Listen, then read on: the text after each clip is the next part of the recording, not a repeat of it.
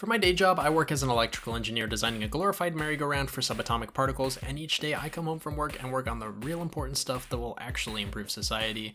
This Goblin game. It's basically a second full-time job, and it isn't all sunshine and rainbows, although that might be because of these blackout curtains. So today I'm going to answer some questions from you goblins, and then at the end of the video I'm going to finally show you guys my roadmap for the completion of the demo so that you can yell at me if I don't finish on time. But I mean, come on, an indie game would never get delayed. So here's what the typical day-to-day looks like for me. I'll wake up at around 8 and go for a brisk run around the block, then work. I used to not do this run, but then I went to Disneyland with some friends after hardly ever exercising, and my ankle got so messed up on the second day from walking the 40,000 steps out of nowhere that I had to buy a cane from CVS and hobble around with it for the rest of the day, so make sure to go touch some grass or you'll end up spending $50 on a stick at the happiest place on earth. I then work for 8 hours like a good corporate boy at my job, and afterwards I eat my one big meal for the day and watch some enriching educational content. I'll do my 15 to 30 minutes of violin practice so my teacher doesn't yell at me, then get to work on the game for 4 to 5 hours. Once the clock strikes 10:30, I go watch some TV for 30 minutes and go to sleep. I usually sprinkle in some socializing every week or so, but generally I'm a bit of a hermit. Now, one question I get asked a lot is when work ends and it's time to work on the game, how do I get my butt in my chair and make progress when I have such alluring mistresses trying to steal me away? Well, back when I was at my previous company, I walked out on the production floor one day and saw a crowd with a sign thingy saying "Happy Retirement Bill" with a bunch of signatures. This old dude we all worked with accepted his slice of cake, gave a speech about how much the company meant to him, everyone clapped, and that was that. A week later, the sign was gone and Bill had officially left. After a month or so, it felt like he had never been there at all. I know he made meaningful contributions to the company, but at the end of the day, the impact he'd had likely could have come from any other qualified engineer. I don't just want to be a cog in the company that gets swapped out. I want my life to have a direct and positive impact on others, and I think the best way for me to do that in a satisfying way is for me to make games that people enjoy. So on those days where I don't want to work on the game, I just imagine myself retiring 40 years from now, having spent 83,000 hours at my job with just a signature board and some cake to show for it. And it motivates me to get to work. Temporary bursts of enthusiasm will come and go, but at the end of the day, I need a deeper, more existential reason to get me to actually do the work. It's like when a single mother works 3 jobs to feed her kids because she knows it's important.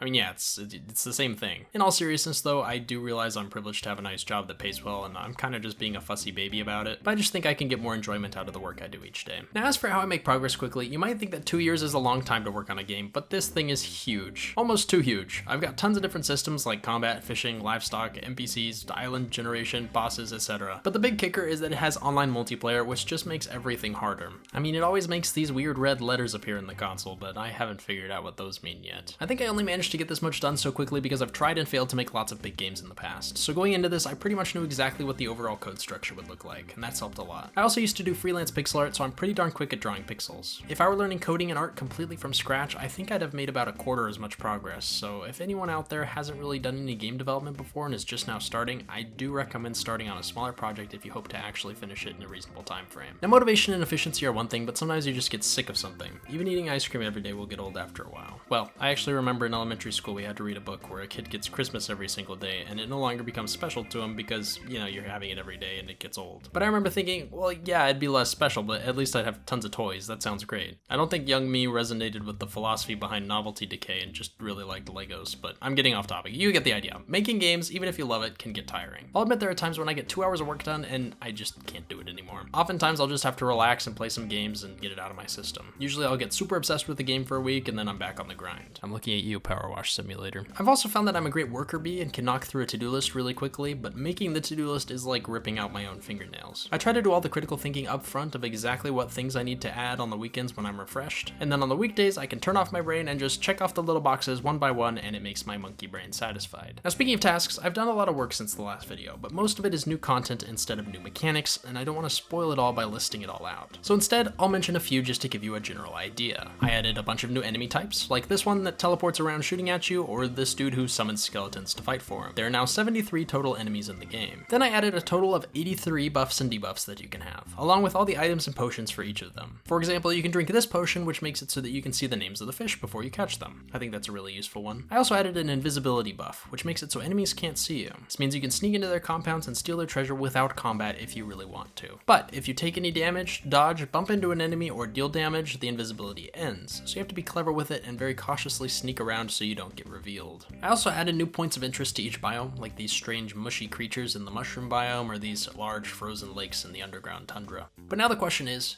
it worth all the effort? And before I get into that, I'd like to talk about our sponsor for today's video, me. I'm making this cool game called Isle Goblin. You could, I don't know, go wishlist it or something if you feel up to it. If you're just itching to push buttons, you can like, subscribe, or leave a comment on the video. I can't respond to them all, but I do read every single comment, even if they say mean things to me. So leave me something nice to look at while I'm sitting in my desk, or I'll send all my goblins to go bite you. So after going at it for 2 years, has it all been worth it? I think either way, I'm very proud of what I managed to make so far, but it wasn't without a lot of sacrifices, particularly to my social life. I do think it was the right thing for me though, and I'm excited to get the game in your hands. Members of the Patreon get Steam keys, so they've been testing for about a year now, and we've already fixed quite a few of the major bugs. Those crazy goblins even made a wiki and a mod loader, but I'm holding off on opening the floodgates to everyone in the public until the demo is more polished. It's just not quite ready for people to really play yet. I won't read it all out because it's a lot, but here's my exact list and schedule of what I want to finish before the demo and when I think each thing will be done. In future videos, you can judge me to see if I stuck to my schedule or not. As you can see, it's mostly a lot of balancing. Like right now, all the enemies have the same HP, and to the surprise of everyone, the tooth-based goblin economy is an absolute shambles. None of the prices make sense. Now before we go, as is tradition with these videos, it's time to show the wishlist count for the game. They say wishlists are a good indicator of how your game will do, but it's not an exact science. In the very beginning, I was hoping to maybe hit 10,000, but now it looks like we're sitting at about 42,646 as I record this audio, which is absolutely insane. It's great to see people are excited for the game, and I'll make sure to take my time to not rush out any garbage. And I'm also, of course, willing to work with the community once it does come out to make it the best that it can be. And with that, I want to thank you all for dropping by, and I will see you all next time.